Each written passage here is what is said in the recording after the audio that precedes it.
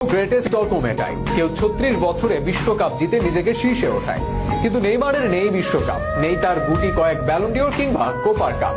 তবুও ড্রিবলিংটা ভালোবাসেন যারা, ফুটবলের নান্দনিক ছন্দে মাতেন যারা, তাদের কাছে নেইমারই সেরা।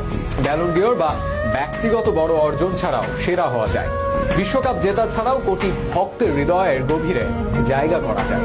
আর নেইমারের সেই শ্রেষ্ঠত্ব নিয়ে বিস্তারিত থাকছে শরীফুল ইসলামের লেখা প্রতিবেদন।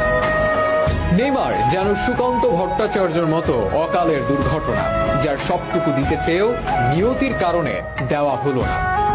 তিনি নজরুল ইসলামের মতো অকালে বার্ধক্যে পড়া কবি, অল্পতে বিছানায় শোয়ার কারণে হয়তো কিছু গল্প আছে বাকি।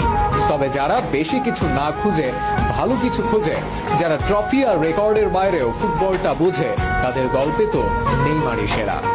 বারবার পড়ে যাওয়া নেইমার উঠে দাঁড়িয়ে ব্যস্ত হয়েছেন নতুন শিল্প আঁকতে, নিজেকে ব্যস্ত রেখেছেন শেষ মিনিট পর্যন্ত নান্দনিক ফুটবল উপহার দিতে। হয়তো সবকিছু হয়ে ওঠেনি ইনজুরি নামক খলনায়কের কারণে, কিন্তু এত ইনজুরিও পারেনি নেইমিকে দমাতে। পুরো সিজন জুড়ে হয়তো নিজেকে মাঠে রাখতে পারেননি, তাই বছর শেষে ট্রফিটাও হাতে আসেনি। কিন্তু বারবার ইনজুরি যেভাবে পিছনে টেনেছে নেইমিকে, সেই ইনজুরি ছাপিয়ে সামনে এগিয়ে যাওয়াটা হয়তো নেইমির পক্ষেই সম্ভব।